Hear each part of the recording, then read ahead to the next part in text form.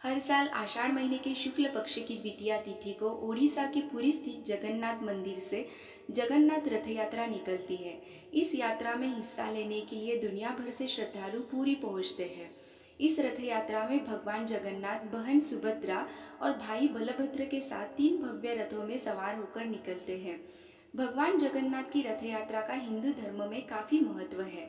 उड़ीसा राज्य के पुरी में स्थित भगवान जगन्नाथ का मंदिर भारत के 4 पवित्र धामों में से एक है। भगवान जगन्नाथ की रथ यात्रा में उनके भाई बलभद्र और बहन सुभद्रा भी शामिल होती है। माना जाता है कि एक बार भगवान जगन्नाथ की बहन सुभद्रा ने नगर देखने की इच्छा की। बहन की इस इच्छा को पूरा करने के लिए भगवान जगन्नाथ और बलभद्र उन्हें रथ पर बैठाकर नगर दिखाने निकल गए। इस दौरान वे अपनी मौसी के घर भी रुक गए, जो गुंडीचा में रहती थी। तभी से इस रथ यात्रा की परंपरा शुरू हुई। उड़ीसा के पुरी स्थित जगन्नाथ मंदिर में भगवान जगन्नाथ, बलभद्र और बहन सुभद्रा की काठ की यानी लकड़ी की मूर्तियां विराजमान है। मान्यता है कि जब भगवान कृष्ण ने अपना देह त्याग किया तो उनका अंतिम संस्कार किया गया था।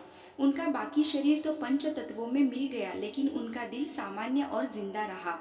कहा जाता है कि उनका दिल आज भी सुरक्षित है। माना जाता है कि उनका यह दिल भगवान जगन्नाथ की मूर्ति के अंदर है और वह आज भी धड़कता है। हर 12 साल बाद जगन्नाथ मंदिर में भगवान जगन्नाथ, बलभद्र और उनकी बहन सुभद्रा की मूर्ति को बदला जाता है। जब भी इन मूर्तियों को बदला जाता है, उस समय पूरे शहर की बिजली बंद कर दी जाती है। इस दौरान जगन्नाथपुरी के इस मंदिर के आसपास अंधेरा कर दिया जाता है। 12 साल में जब ये मूर्तियां बदली जाती है तो मंदिर की सुरक्षा सीआरपीएफ के हवाले कर दी जाती है। किसी का भी प्रवेश इस दौरान वर्जित होता है। अंधेरा होने के बाद कोई भी इस मंदिर में नहीं जा सकता। उन मूर्तियों को बदलने के लिए सिर्फ एक पुजारी को मंदिर में जाने की अनुमति होती है और उसके लिए भी पुजारी के हाथों में दस्ताने पहनाए जाते हैं और अंधेरे के बावजूद आंखों में पट्टी बांधी जाती है ताकि पुजारी भी मूर्तियों को ना देख सके। पुरानी मूर्ति से जो नई मूर्ति बदली जाती है उसमें एक चीज़ वैसी की वैसी ही रहती है, वह है ब्रह्म पदार्थ। इस ब्रह्म पदार्थ को पुरानी मूर्ति से निकालकर नई मूर्ति में डाल दिया जाता है। ब्रह्म पदार्थ को लेकर यह मान्यता है कि अगर इसे किसी ने भी देख लिया तो उसकी तुरंत मौत हो जाएगी। इस ब्रह्म पदार्थ को श्री कृष्ण से जोड़ा जाता है। बहुत से पुजारियों का कहना है कि मूर्तियां बदलते समय जब वह ब्रह्म पदार्थों को पुरानी मूर्ति से नई मूर्ति में डालते हैं तो उन्हें कुछ उछलता हुआ सा महसूस होता है। उन्होंने कभी भी उसे देखा नहीं, लेकिन उसे छूने पर वह एक खरगोश जैसा लगता है जो उछल रहा है। इस मंदिर से जुड़ा एक और रहस्य यह है कि मंदिर में एक सिंह द्वार है। माना जाता है कि जब आप इस सिंह द्वार से बाहर होते हैं तो आपको समुद्र की लहरों की बहुत तेज आवाज़ें आती है, लेकिन जैसे ही आप सिंह द्वार के अंदर प्रवेश करते हैं तो यह आवाज़ें आना बंद हो जाती है। जगन्नाथ मंदिर के पास ही चिताएं भी जलती हैं।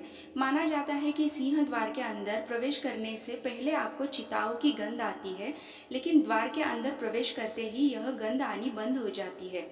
इस मंदिर से जुड़ी एक और बात ये कही जाती है कि किसी पक्षी को कभी इस मंदिर के गुंबद में बैठा हुआ नहीं देखा गया। इस मंदिर के ऊपर से हवाई जहाज आदि को भी उड़ने की मनाही है। इस मंदिर से जुड़ा एक रहस्य यह भी है कि कितनी भी धूप में इस मंदिर की परछाई कभी नहीं बनती।